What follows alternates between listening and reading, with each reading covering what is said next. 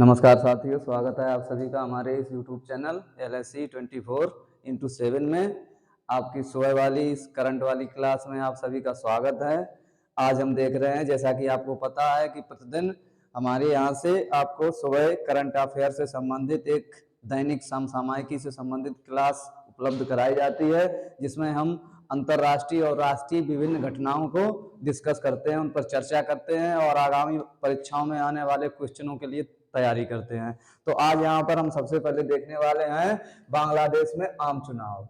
ये आपकी एक टॉपिक है, बांग्लादेश में आम चुनाव। बांग्लादेश में आम चुनाव अंतर्राष्ट्रीय घटना से संबंधित ये एक आपका छोटा सा टॉपिक है। अभी हाल ही की घटना है, बांग्लादेश में क्या हुए हैं, आम चुनाव हुए हैं 2024 में। तो पड़ोसी देश है बांग्लादेश भारत का। इस संबंध में ये क्वेश्चन एक तैयार हो जाता है आपका करंट का। तो यहाँ पर हम देखेंगे बांग्लादेश में ये आम चुनाव कब संपन्न किए जाते हैं। बांग्लादेश में आम चुनाव संपन्न किए जाते हैं 7 जनवरी 2014 में। ये आम चुनाव कब होते हैं? 7 जनवरी 2014 में। 2024 में ये आपके आम चुनाव संपन्न होते हैं। 7 जनवरी 2024 में चुनाव संपन्न हुए। इस चुनाव के परिणाम क्या हुए हैं, उन परिणामों पर नजर डालते हैं थोड़ी सी। इन चुनावों में परिणाम ये हुए हैं, पहले हम देखते हैं कि जो बांग्लादेश की संसद है, जो बांग्लादेश में संसद में जो चुनाव हुआ है वो कितनी सीटों के लिए हुआ है। तो बांग्लादेश में कुल मिलाकर चुनाव के लिए कितनी सीटें हैं? बांग्लादेश में 350 सीटें हैं। 350 सीटों में से क्या किया जाता है? 300 सीटों पर होता है डायरेक्ट चुनाव, प्रत्यक्ष चुनाव होता है 300 सीटों पर। कैसा चुनाव होता है? प्रत्यक्ष। 300 सीटों पर प्रत्यक्ष चुनाव होता है और 50 जो सदस्य होते हैं, 50 सदस्य मनोनीत किए जाते हैं। कितने सदस्य मनोनीत किए जाते हैं? 50 सदस्यों को मनोनीत किया जाता है और 300 सीटों पर चुनाव होता है। तो ये चुनाव जब हुए तो इसमें आवामी लीग एक पार्टी का नाम है। आवामी लीग ने 223 सीटों पर क्या की है? विजय हासिल की है। 223 सीटें प्राप्त की हैं। चुनाव परिणाम में आवामी लीग एक पार्टी है बांग्लादेश की, उसने कितनी सीटें हासिल की हैं? 223 सीटें हासिल की हैं। ये आवामी लीग पार्टी किसकी है? ये आवामी लीग पार्टी है शेख हसीना की। इस पार्टी का संबंध किससे है? इस पार्टी का संबंध है ये शेख हसीना, जो वहां पर प्रधानमंत्री हैं, शेख हसीना की ये पार्टी है। तो हम बात करते हैं शेख हसीना की। कहने का मतलब है बांग्लादेश में फिर से किसकी सरकार बनने जा रही है? बांग्लादेश में फिर से शेख हसीना की सरकार बनने जा रही है। उन्होंने 350 सीटें जो थी, जिनमें से 300 पर चुनाव हुआ था, 50 सदस्य मनोनीत किए जाते हैं, उसमें से 223 सीटें हासिल की हैं किसने? बांग्लादेश में शेख हसीना की पार्टी आवामी लीग ने। अब हम बात करते हैं कि बांग्लादेश की ये जो आपकी प्रधानमंत्री हैं शेख हसीना, ये इस चुनाव में इन्होंने जीत हासिल की है और लगातार चौथी बार प्रधानमंत्री बनने वाली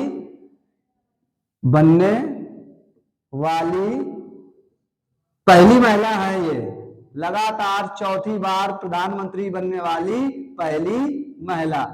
अब ये चौथी बार लगातार पहली महिला ऐसी हैं जो लगातार चौथी बार प्रधानमंत्री बनेंगी। इससे पहले ये प्रधानमंत्री कब बनी थी? इनका कार्यकाल स्टार्ट हुआ था 2009 से और अब तक 2009 से अब तक इनका कार्यकाल लगातार चल रहा है। अब कब तक रहेगा? अब इनका 29 तक रहेगा, 5 साल और बढ़ गए हैं। और ये पहली बार प्रधानमंत्री कब बनी थी? पहली बार ये प्रधानमंत्री बनती हैं 1996 में। 1996 से लेकर और 2001 तक प्रधानमंत्री का इनका पहला कार्यकाल था, तक पहला कार्यकाल रहा था। तो कुल मिलाकर ये 5वीं बार बांग्लादेश की प्रधानमंत्री बनने वाली हैं। सबसे बड़े कार्यकाल वाली महिला प्रधानमंत्री कौन हो गई हैं? आपकी शेख हसीना हो गई हैं। इनकी पार्टी ने विजय हासिल की है, आपके लिए महत्वपूर्ण हो जाता है। उसके बाद हम बात करते हैं कि यहाँ पर जो विपक्षी पार्टी थी उसका नाम क्या था? विपक्षी पार्टी का नाम क्या था? जो इनके खिलाफ चुनाव लड़ रही थी उसका नाम था Bangladesh national party, BNP। BNP जिसको कहा जाता है Bangladesh national party. Bangladesh national party ये क्या थी? ये मुख्य विपक्षी पार्टी थी। ये कौन सी थी? मुख्य विपक्षी पार्टी थी। तो इस मुख्य विपक्षी पार्टी के सामने शेख हसीना की पार्टी ने क्या काम किया है? चौथी बार लगातार जीत हासिल की है और अब तक ये 5वीं बार इनका ये कार्यकाल प्रारंभ होगा। अब तक ये लगभग अपने 15 वर्ष पूरे कर चुकी हैं। ये उनका 5वां कार्यकाल होगा। इससे पहले उन्होंने अपना पहला कार्यकाल 1996 में पूरा किया था। अब हम बात करते हैं जो बांग्लादेश की संसद है इसको क्या कहा जाता है? बांग्लादेश की संसद को क्या कहा जाता है? बांग्लादेश की संसद को कहते हैं जातीय संसद। क्या नाम है इसका? जातीय संसद। बांग्लादेश की संसद का क्या नाम है? जातीय संसद है। स्टैटिक जीके में पूछा जा सकता है कि जातीय संसद किसको कहते हैं। अब देखिए भारत के पड़ोसी देश हैं, आपके पास में 7 देश ऐसे हैं जो कैसे हैं स्थलीय सीमा को स्पर्श करते हैं, 2 पड़ोसी देश कैसे हैं जो जलीय सीमा को स्पर्श करते हैं। तो हम यहाँ पर बात कर लेते हैं सारे पड़ोसी देशों के संसद के नामों की हम यहाँ पर बात कर लेते हैं। बांग्लादेश की संसद का नाम क्या है? जातीय संसद है। अगर हम बात करें नेपाल की संसद का क्या नाम है? नेपाल की जो संसद है उसको कहते हैं राष्ट्रीय पंचायत। उसको क्या कहा जाता है? राष्ट्रीय पंचायत कहा जाता है। अगर हम बात करते हैं पाकिस्तान की, पाकिस्तान पड़ोसी देश है जो किससे स्थलीय सीमा से भारत को स्पर्श करता है। पाकिस्तान की जो संसद है उसको क्या कहा जाता है? पाकिस्तान की जो संसद है उसको क्या कहते हैं? आपके अफगानिस्तान की संसद को क्या कहते हैं? म्यांमार की संसद को क्या कहते हैं? आपके बांग्लादेश की संसद को क्या कहते हैं? इन सारी चीजों को हम यहाँ पर देखने वाले हैं। पाकिस्तान की संसद को कहा जाता है नेशनल असेंबली और सीनेट। क्या कहते हैं? नेशनल असेंबली और क्या कहते हैं इसको? और इसको सीनेट बोला जाता है। सीनेट ये कहाँ की संसद है? ये आपके पाकिस्तान की संसद है। इसका क्या नाम है? नेशनल असेंबली और सीनेट। उसके बाद हम बात करते हैं अफगानिस्तान की। अफगानिस्तान की जो संसद है इसको क्या नाम दिया गया है? अफगानिस्तान की संसद का नाम है शेरा। अफगानिस्तान की संसद का क्या नाम है? शेरा है। उसके बाद हमारा अगला पड़ोसी देश आता है जिसका नाम क्या है? जिसका नाम है चीन। चीन की संसद को क्या कहा जाता है? चीन के बाद एक और पड़ोसी देश आता है जिसका नाम क्या? म्यांमार। म्यांमार की संसद को क्या कहा जाता है? तो यहाँ पर सबसे पहले देखते हैं चाइना की संसद को क्या कहते हैं। उसके बाद और पड़ोसी देश कौन सा है? उनकी सारी संसदों के यहाँ पर हम नाम देखते हैं। पड़ोसी देश और कौन सा है? यहाँ पर हमारा चीन है। चीन की संसद को क्या कहा जाता है? चीन की संसद को हम कहते हैं यहाँ पर चीन की जो संसद है। और आपकी म्यांमार की जो संसद है, जो मालदीव की संसद है, नेपाल की है, आपके सामने लिखी हुई है।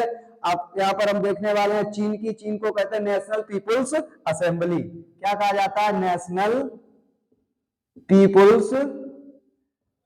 People's Assembly. National People's Assembly कहाँ की संसद है? असेंबली। नेशनल असेंबली कहाँ की कहलाती है? ये आपकी चाइना की कहलाती है। उसके बाद हम बात करते हैं यहाँ पर बांग्लादेश हो गया, नेपाल हो गया, पाकिस्तान हो गया, अफगानिस्तान हो गया, चाइना हो गया। अब हम बात करते हैं किसकी? हमारा पड़ोसी देश है भूटान। भूटान की संसद को क्या कहा जाता है? उसके बाद बात करते हैं म्यांमार की संसद को क्या कहा जाता है? ये हमारे कैसे है? ये 7 कैसे है? स्थलीय सीमा को स्पर्श करने वाले देश है। उसके बाद हम बात करते हैं, पहले हम बात करते हैं किसकी? भूटान की, फिर हम बात करते हैं म्यांमार की। जो आपका भूटान है उसकी म्यांमार की सीमा को क्या कहते हैं? म्यांमार की सीमा को कहा जाता है पायथू। इसकी म्यांमार की जो संसद है उसको कहा जाता है पायथू ग्वाटोला। क्या कहते हैं? ग्वाटाला कहते हैं। म्यांमार की सांसद को कहा जाता है पायथू ग्वाटाला। उसके बाद हम बात करते हैं किसकी? उसके बाद भूटान एक देश है। भूटान की संसद को क्या कहा जाता है? भूटान की संसद को कहते हैं, यहाँ पर देखते हैं सबसे पहले भूटान की संसद को क्या कहा जाता है? भूटान की संसद को कहते हैं सोखांग। भूटान की संसद को कहा जाता है सोखांग कहा जाता है। तो ये स्थलीय सीमा को स्पर्श करने वाले भारत के पड़ोसी देश हैं, उनकी संसदों के नाम थे। तो यहाँ पर आपने देखा सबसे पहला हमारा क्वेश्चन कौन सा था? बांग्लादेश में आम चुनाव। बांग्लादेश में आम चुनाव संपन्न कब होते हैं? ये चुनाव संपन्न कराए जाते हैं 7 जनवरी 2024 में। और बांग्लादेश में कुल कितनी सीटों है? 350 कुल सीटें हैं, जिन पर चुनाव कितने पर होता है? 300 सीटों पर चुनाव होता है, प्रत्यक्ष सीधा। और 50 सदस्य कैसे हैं जो किए जाते हैं? मनोनीत किए जाते हैं। उसके बाद हम बात करते हैं, यहाँ पर एक पार्टी का नाम है जिसका नाम है आवामी लीग, जिसने विजय हासिल की है। ये आवामी लीग किसकी पार्टी है? ये शेख हसीना की पार्टी है, जिसने 223 सीटें प्राप्त की है। उसके बाद हम बात करते हैं, लगातार चौथी बार प्रधानमंत्री बनने वाली शेख हसीना क्या हो गई है? पहली महिला हो गई हैं। 2009 में इनका कार्यकाल शुरू हुआ था, तब से लेकर के अब तक इनका कार्यकाल चल रहा है। ये पहली बार प्रधानमंत्री कब बनती हैं? 1996 में बनती हैं और 2001 तक रहती हैं। उसके बाद हम बात करते हैं, जो बांग्लादेश में जो विपक्षी पार्टी है उसका क्या नाम है? उसका नाम है बांग्लादेश नेशनल पार्टी। इसको विपक्षी पार्टी का वहां पर दर्जा है। तो हमने यहाँ पर बात की जो हमारे पड़ोसी देश हैं, जैसे बांग्लादेश है, बांग्लादेश की संसद को क्या कहा जाता है? जातीय संसद कहा जाता है। नेपाल की संसद को क्या कहते हैं? राष्ट्रीय पंचायत कहते हैं। पाकिस्तान की संसद को क्या कहते हैं? नेशनल असेंबली और सीनेट कहा जाता है। अफगानिस्तान की संसद को क्या कहते हैं? अफगानिस्तान की संसद को शोरा कहा जाता है। चीन की संसद को क्या कहते हैं? चीन की संसद को नेशनल पीपल्स असेंबली कहा जाता है। तो यहाँ पर ये आपके बांग्लादेश से संबंधित कुछ क्वेश्चन थे। उसके बाद हम देखते हैं यहाँ पर बांग्लादेश के बाद, ये बांग्लादेश में जो आम चुनाव हुए हैं उससे संबंधित ये आपका महत्वपूर्ण क्वेश्चन था। आपको ये अंतरराष्ट्रीय जो घटनाएं होती हैं उनसे संबंधित इस टॉपिक को आपको क्लियर करना है। उसके बाद हम देखते हैं, जो अभी एक रैंक जारी हुई है जिसका नाम है मिलिट्री स्ट्रेंथ रैंक। यहाँ पर लिख लीजिए military strength rank. Military strength rank में दुनिया की सबसे पावरफुल मिलिट्री है, उसका दर्जा किसको दिया गया है? Military strength rank. ये अभी इंडेक्स जारी हुआ है। ये इंडेक्स बहुत ही जल्दी 2024 में जारी हुआ है। कब जारी किया गया है? 2024 में जारी किया गया है। अगर आपसे पूछा जाए इसमें कितने देशों का आकलन किया गया है? 145 देशों की सेनाओं को इसमें शामिल किया गया है। सेनाओं को शामिल किया गया। 145 देशों की सेनाओं को इसमें शामिल किया गया है और देखा गया है कौन से देश की मिलिट्री पावर सबसे मजबूत है। इसको जारी करने वाला कौन है? इसको जारी करने वाला है ग्लोबल फायर पावर। जारी करने वाला कौन है? ये रिपोर्ट कौन जारी करता है? जारी करने वाला आपका है global fire power. Global fire power, global fire power द्वारा ये रिपोर्ट जारी की गई है, जिसमें बताया गया है कि 145 देशों में किस देश की सेना जो है सबसे पावरफुल है। तो इसमें सबसे नंबर 1 पर किसको रखा गया है? दुनिया में सबसे नंबर 1 पर पावरफुल सेना में कौन आता है? अमेरिका। अमेरिका की सेना, आपसे पूछा जाए मिलिट्री स्ट्रेंथ में किसकी नंबर 1 रैंक है? ये अमेरिका की है। दूसरी रैंक पर कौन आता है? दूसरी रैंक पर आती है आपकी रूस की सेना। तीसरी रैंक पर कौन आता है? तीसरी रैंक पर आपकी आती है चीन की सेना। तीसरी रैंक किसको प्राप्त हुई है? चीन को प्राप्त हुई है। चौथी रैंक पर कौन आता है? आपको ये याद रखना है, चौथी रैंक पर भारत की सेना आती है। मिलिट्री स्ट्रेंथ रैंक में भारत का कौन सा नंबर है? भारत का 4th नंबर पर, 4th रैंक पर भारत की सेना आती है। अगर 5th पर पूछा जाए तो कौन है? 5th पर आता है दक्षिण कोरिया।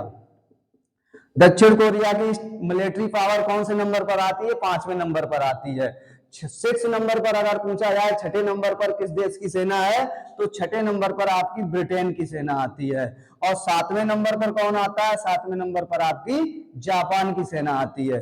तो ये है आपका एक छोटी सी रिपोर्ट है, मिलिट्री स्ट्रेंथ रिपोर्ट जिसको कहते हैं, मिलिट्री स्ट्रेंथ रैंक कहते हैं। तो 2024 में जो मिलिट्री स्ट्रेंथ रैंक जारी हुई है उसमें कितने देशों का आकलन किया गया है? 145 देशों की सेनाओं का आकलन करने के बाद ये रिपोर्ट जारी की गई है। और जारी करने वाला कौन है? ग्लोबल फायर पावर है, इसमें नंबर 1 पर, दुनिया में नंबर 1 पर मिलिट्री पावर में कौन आता है? आपका अमेरिका आता है। नंबर 2 पर कौन आता है? रूस आता है। नंबर 3 पर चीन है। नंबर 4 पर भारत वाला आपको याद रखना है। भारत मिलिट्री स्ट्रेंथ में रैंक में कौन से नंबर पर है? 4 नंबर पर है। उसके बाद दक्षिण कोरिया 5 पर है, ब्रिटेन 6 पर है और 7 पर कौन है?